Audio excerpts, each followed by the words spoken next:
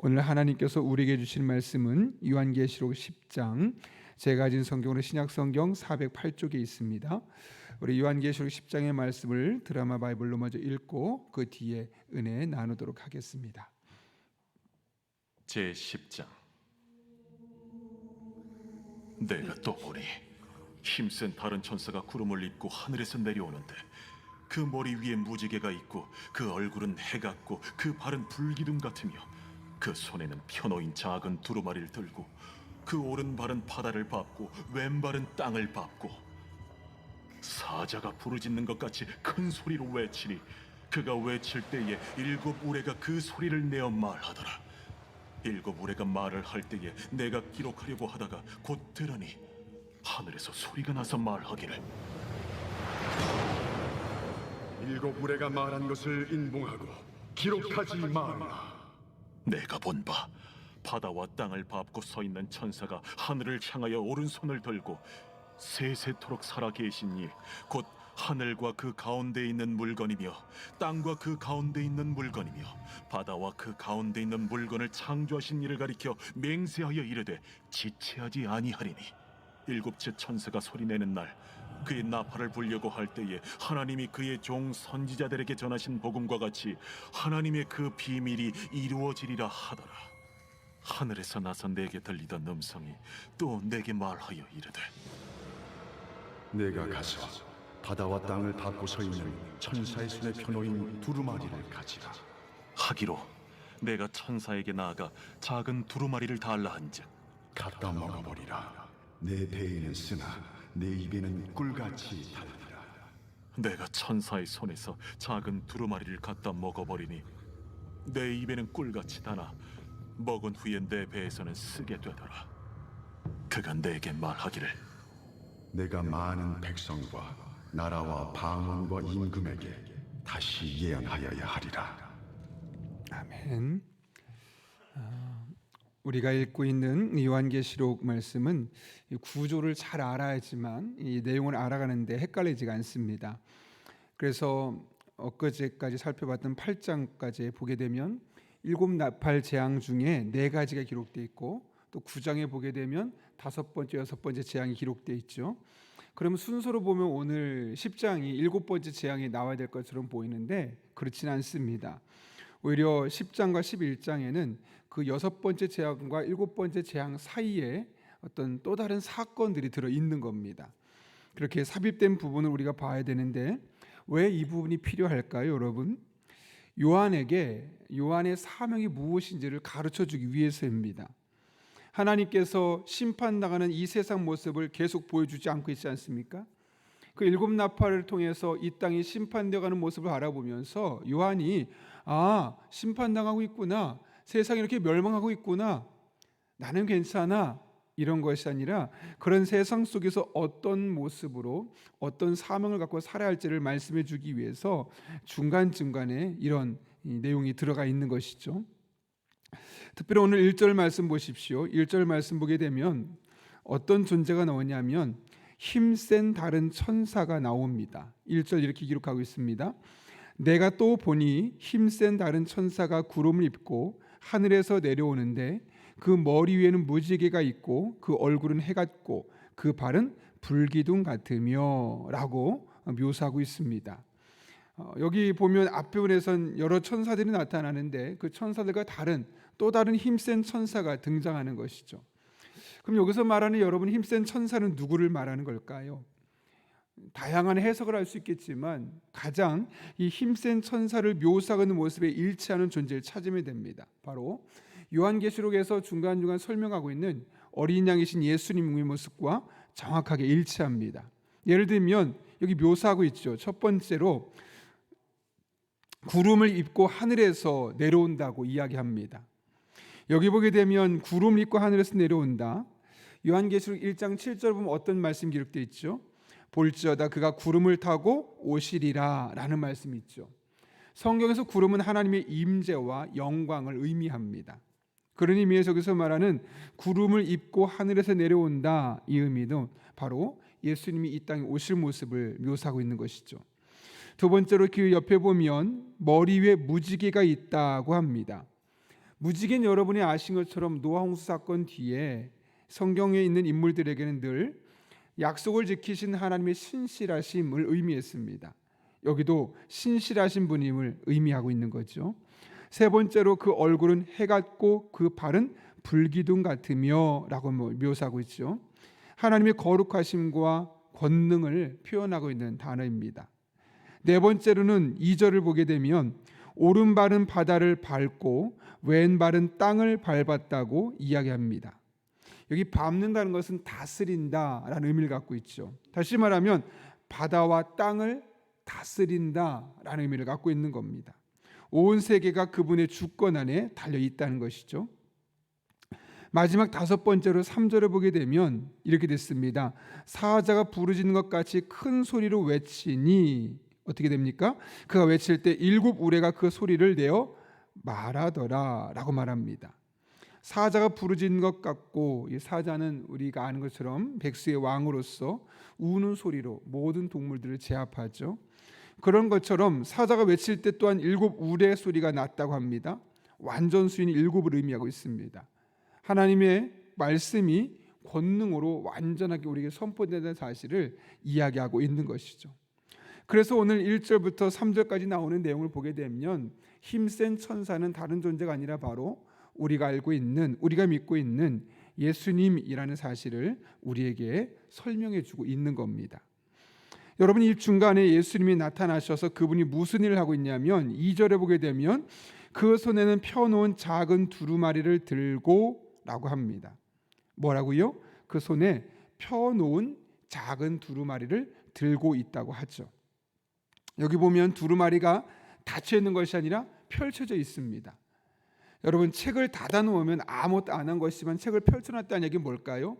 그 일을 시작하고 있다는 거죠. 다시 말하면 이 땅을 향한 심판의 내용이 이미 계시되었고 시작되었다는 사실을 말씀하고 있는 겁니다. 그래서 그 내용을 보고 나서 요한이 깜짝 놀라서 무슨 말을 합니까? 4절 같이 한번 읽어볼까요? 시작. 7 우레가 말을 할 때 내가 기록하려고 하다가 곧 들으니 하늘에서 소리가 나서 말하기를 7 우레가 말한 것을 임봉하고 기록하지 말라 하더라. 아멘.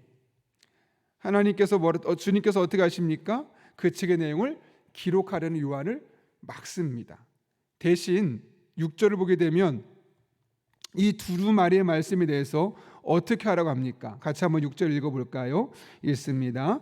세세토록 살아계시니 곧 하늘과 그 가운데 있는 물건이며 땅과 그 가운데 있는 물건이며 바다와 그 가운데 있는 물건을 창조하신 이를 가리켜 맹세하여 이르되 지체하지 아니하리니. 이게 무슨 말이냐면 그 두루마리는 약속들이 지체되지 않고 빠른 시간 안에 다 응답될 것이다. 맹세하실 정도로 그 응답의 신속성과 명확성을 말씀하고 있는 것이죠.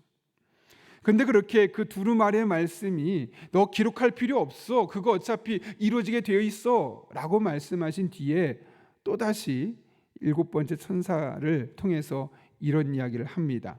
어떤 내용입니까? 오늘 본문의 8절 말씀 같이 한번 읽어보겠습니다. 7절과 8절 같이 읽습니다. 시작. 7째 천사가 소리내는 날 그의 나팔을 불려고 할 때 하나님이 그의 종 선지자들에게 전하신 복음과 같이 하나님의 그 비밀이 이루어지리라 하더라.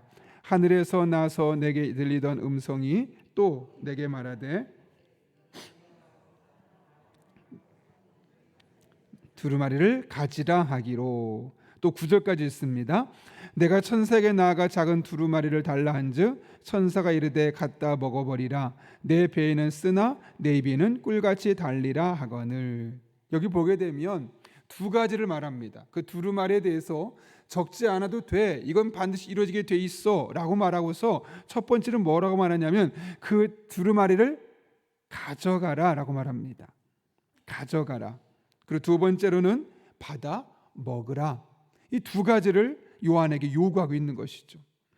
여기서 두루마리를 가져가라는 것은 적극적으로 취하라는 것이고 두루마리의 말씀을 먹으라는 것은 무엇을 의미할까요, 여러분? 여러분 아마 학교 다닐 때 그런 친구들이 있으셨을 겁니다. 나 열심히 공부할 거야, 나 영어 공부 완벽하게 외울 거야 하면서 장난 반 진심 반으로 사전을 찢어서 조금 먹는 친구 있었을 겁니다. 여러분, 사전을 찢어서 먹는다는 게 그 당시에 무슨 의미였습니까? 그 사전 다 외우겠다, 그 사전이 내 머릿속에 내 마음속에 다 들어있도록 하겠다, 뭐 그런 의지의 발동 아니었겠습니까? 여기도 마찬가지입니다. 두루마리를 먹는다는 거 비슷한 의미입니다. 이 두루마리의 말씀을 내 것으로 삼겠다는 겁니다. 단순히 내가 두루마리를 갖고 이런 것이 있구나 사실을 확인하고 정보를 체크하는 정도를 넘어서서 이 말씀, 이 두루마리의 말씀을 내 것으로 삼겠다, 내가 이 두루마리의 말씀대로 살겠다, 이것을 의미하는 것이 바로 두루마리를 먹으라 라는 것이죠.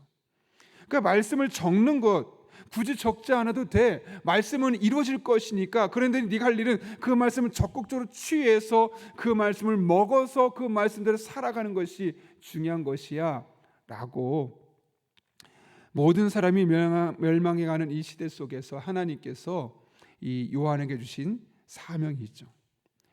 여러분, 말씀을 먹는 것, 즉 말씀대로 살아가는 것이 쉬울까요? 어려울까요? 결코 쉽지만은 않습니다. 쉬울 때도 있고 어려울 때도 있습니다. 오늘 좀 전에 읽었던 9절과 10절 말씀 보면 먹을 때 반응을 이렇게 이야기하죠. 내가 천사에게 나아가 작은 두루마리를 달라 한즉 천사가 이르되 갖다 먹어버리라. 내 배는 쓰나 내 입에는 꿀같이 달리라 하거늘. 10절 내가 천사의 손에서 작은 두루마리를 갖다 먹어버리니 내 입에는 꿀같이 다나 먹은 후에 내 배에서는 쓰게 되더라. 입에서는 꿀같이 달았지만 먹고 났더니 그 배에서는 썼다고 이야기합니다. 이게 무슨 말일까요, 여러분? 말씀을 듣고 이 말씀을 딱 적용하려는 그 순간에는, 깨달을 때는 달콤했다는 거예요. 꿀같이 단 생명수의 말씀으로 느껴졌다는 것이죠.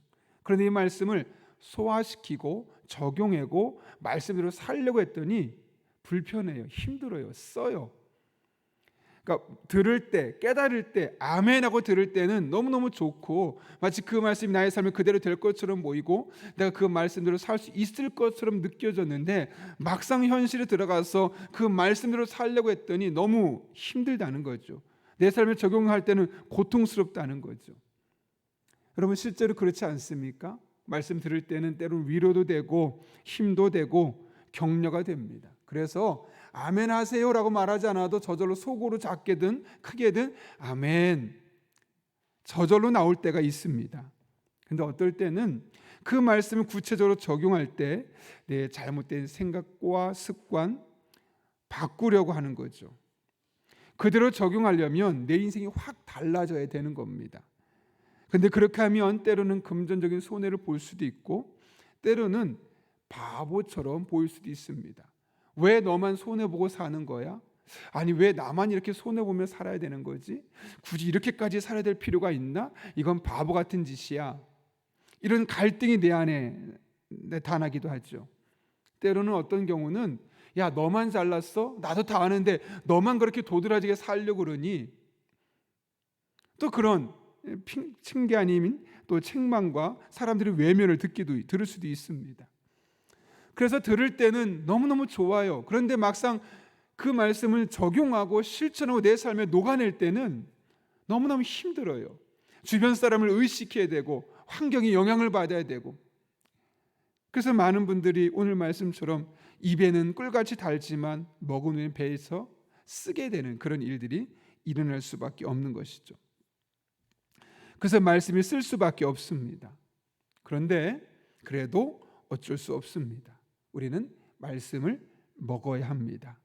말씀을 취하는, 가져오는 정도, 그래서 입에서만 달콤한 정도가 아니라 그 말씀을 내가 먹어서 내 마음에, 내 삶에 녹여내고 그 말씀을 실천하는, 때로는 그 삶이 고통스럽다 할지라도 쓰고 그래서 결코 그렇게 하고 싶지 않더라도 우리는 그렇게 해야만 하는 겁니다. 그래야 그 말씀이 우리 영혼을 살리고, 그래야 그 말씀이 우리 인생을 하나님이 기뻐하시는 삶으로 바꿔주시기 때문에 그렇습니다. 16년간 그 아프리카 정글에서 선교했던 데이빗 리빙스턴 많이 들어보셨죠? 그 데이빗 리빙스턴이 영국에 돌아가서 대학교에서 강연을 할 일이 있었는데 한 사람이 질문했습니다. 당신은 어떻게 그렇게 혹독한 환경에서 무려 16년 동안 선교할 수 있었습니까? 환경이 좋으면 누구든지 할 수 있겠지만 너무너무 환경이 좋지 않은 그런 곳에서 선교 활동하는 그런 모습을 보고 사람들이 물었던 겁니다. 그럴 때 리빙스턴이 이렇게 이야기했다 그러죠. 주님의 두 마디 약속 때문입니다. 그것은 너희를 고아처럼 버려두지 아니하고 너희에게 다시 오리라 라는 말씀과 내가 세상 끝날까지 너희와 항상 함께 있으리라 였습니다. 그 어려운 아프리카 환경에서, 혹독한 아프리카 환경에서 16년 동안 여러 차례 본국으로 돌아가고 싶었던 유혹이 있었다는 것이죠. 그러나 그럴 때 계속해서 그를 그곳에 머물 수 있게 했었던, 그 외로움을 이겨내게 만들고, 아무리 복음을 위해서 노력해도 예수를 믿지 않는 그곳에서 끝까지 복음을 전할 수 있었던 이유는 이 약속의 말씀을 녹아내서, 그래서 말씀을 들을 때는 나에게는 소명을 주셨구나, 사명을 주셨구나, 달게 받고 아프리카까지 갔는데 막상 현실에서는 너무 외롭습니다. 사람들이 변화되지 않습니다. 오해까지 받습니다. 그 시간이 1, 2년이면 버텨보겠지만 무려 16년의 시간이 되는 겁니다. 그 기간이 힘들었죠. 그러나 그 말씀을 마음속에 녹여내고 삶에 녹여내는 과정을 통해서 그 고통스러웠던 16년을 견뎌낼 수 있었고 버틸 수 있었고, 그로 말미암아 아프리카가 복음화될 수 있는 놀라운 은혜가 있었음을 말씀하고 있는 것이죠. 여러분, 말씀을 먹는 자의 반응은 너무나 분명합니다. 물론 어떤 때는 이해가 도무지 되지 않을 때도 있습니다. 그리고 다른 사람은 그 말씀대로 은혜를 경험하기도 하지만 나는 그렇게 노력해도 그 말씀이 나에게는 전혀 의미가 없고 나에게는 해당되지 않는 것처럼 느껴질 때도 있습니다. 그래도 우리 할 일은 하나님의 말씀을 믿고 그 말씀을 먹어서 우리 삶에 구체적으로 적용하고 우리를 통해 하나님의 뜻이 이 땅에 이루어지도록 하는 것입니다. 이것은 목사만 할 일도 아니고 평신이든 여러분들만 할 일도 아닙니다. 우리의 영혼을 위해 가장 필요한 것은 다른 것이 아니라 바로 이 생명의 말씀을 먹고 이 생명의 말씀을 삶으로 살아내고 녹여내는 것.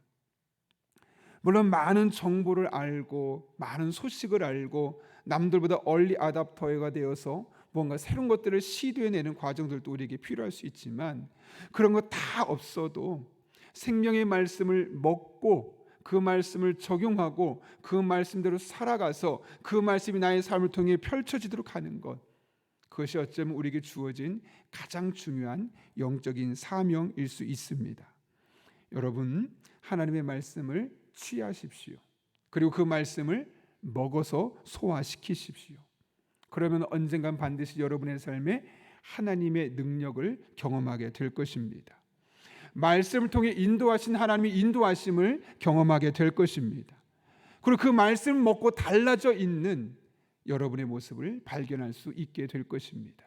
그런 은혜가 말씀을 먹는 여러분에게 날마다 경험될 수 있기를 예수님의 이름으로 축원합니다. 우리 함께 기도하겠습니다. 거룩하신 아버지 하나님, 요한에게 말씀을 기록하려는 그 작은 두루마리 말씀을 기록하려는 요한에게 기록하지 않아도 돼, 그 말씀은 그대로 될 거야라고 말씀하시면서 말씀을 가져가라고 하고 말씀을 먹으라고 했던 오늘 요한계시록 10장의 말씀을 기억합니다. 우리 또한 하나님의 말씀을 소유하는 데 그치지 않게 하시고 말씀을 먹고 내 삶으로 소화시켜서 나를 통해 이 땅의 말씀이 현실화되고 구체화될 수 있도록 은혜 베풀어 주옵소서. 그럴 때 말씀에 기록되어 있는 하나님의 능력이 우리들을 통해 이 땅에 나타나게 하시고 말씀을 통해 이끄신 하나님의 인도하심이 우리들의 삶을 통해 경험되게 하시며 말씀을 먹고 달라진 우리의 모습이 이 땅에 구체적으로 우리의 가정과 직장과 교회 안에서 펼쳐질 수 있도록 은혜 베풀어 주옵소서. 이 한 주도 함께 하실 줄로 믿사오며 예수님의 이름으로 기도하옵나이다. 아멘. 우리 다 함께 주님께서 가르친 기도 함께 하겠습니다. 하늘에 계신 우리 아버지, 아버지의 이름을 거룩하게 하시며 아버지의 나라가 오게 하시며 아버지의 뜻이 하늘에서와 같이 땅에서도 이루어지게 하소서. 오늘 우리에게 일용할 양식을 주시고 우리가 우리에게 잘못한 사람을 용서해 준 것 같이 우리 죄를 용서하여 주시고 우리를 시험에 빠지지 않게 하시고 악에서 구하소서. 나라와 권능과 영광이 영원히 아버지의 것입니다. 아멘. 오늘 이 시간 함께 기도하실 때 먼저 오늘 말씀을 붙들고 기도합니다. 하나님 앞에 우리들이 하나님의 말씀을 기록하는 것, 가져가는 것을 그치지 않게 하시고 그 말씀을 읽고 그 말씀을 먹어서 우리들의 삶에 적용하고 그 말씀대로 살아가는 우리들 될 수 있게 달라고, 그래서 말씀의 능력과 지혜와 인도하심을 우리들의 삶을 통해 구체적으로 경험할 수 있게 달라고 기도합니다. 한 걸음 나아가 오늘도 성령으로 충만케 하셔서 마땅히 기도할 바를 알게 하시고 이를 통해 모든 것을 합력해 선을 이루시는 하나님의 놀라운 은혜를 경험할 수 있게 달라고 기도합니다. 우리의 가정을 위해 기도합니다. 우리 자녀들의 삶의 주인이신 하나님을 인격적으로 만날 수 있게 하시고 남은 한 평생 그 하나님으로 말미암아 복된 삶을 경험할 수 있게 달라고, 우리 자녀, 우리 교회를 위해 기도합니다. 목요 중보기도 팀의 기도를 들으시고 응답하시며 이를 통해 우리 교회, 우리 성도들을 향한 하나님의 선한 뜻이 기도를 통해 온전히 경험될 수 있게 달라고, 이 사회, 이 민족을 위해 기도합니다. 이 땅에 하나님의 나라, 하나님의 은혜가 온전히 부어지게 도와주시고 또 새롭게 선출된 나라의 일꾼들이 이 나라와 백성을 생각하며 좋은 정책을 세우고 그렇게 나라가 안정되어 갈 수 있게 달라고, 전 세계적인 갈등과 전 세계적인 기후가 변화가 일어나고 있는 가운데 하나님의 은혜로 이 모든 것 변화들 속에서 하나님의 선한 뜻을 분별할 수 있게 도와주시고 우리가 할 일들이 무엇인지 찾아가게 도와주시고 혼란스러운 세상이 조금씩 진화되어 갈 수 있게 달라고, 또한 여러분이 가져온 기도 제목과 여러분의 기도가 필요한 분들을 위해서 이 시간 도우심을 간구하며 함께 주님 앞에 기도 올리겠습니다. 거룩하신 아버지 하나님, 오늘 이 시간 주님의 앞에 서 우리의 삶의 크고 작은 문제들을 하나님 앞에 기도 제목으로 내려놓습니다. 너는 내게 부르짖으라. 내가 내게 응답하겠고 내가 알지 못하는 크고 은밀한 일을 내게 보이리라 약속하신 아버지 하나님의 그 말씀을 붙들고 그 말씀을 따라 이 시간 간절히 기도하며 오늘 한 날도 시작합니다. 우리 성도들에게 은혜를 주시옵소서.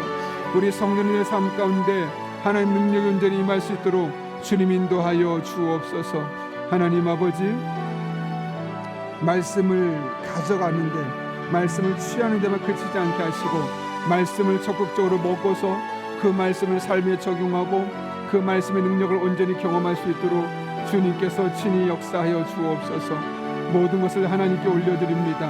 하나님께 내어 맡깁니다. 아버지 하나님 기뻐하는 삶, 아버지 하나님 영광을 위한 삶, 그렇게 아버지 하나님과 호흡하며 아버지 하나님과 동행하며 아버지 하나님 영광에 우리 한 사람 한 사람 쓰임 받을 수 있도록 주님 인도하여 주옵소서.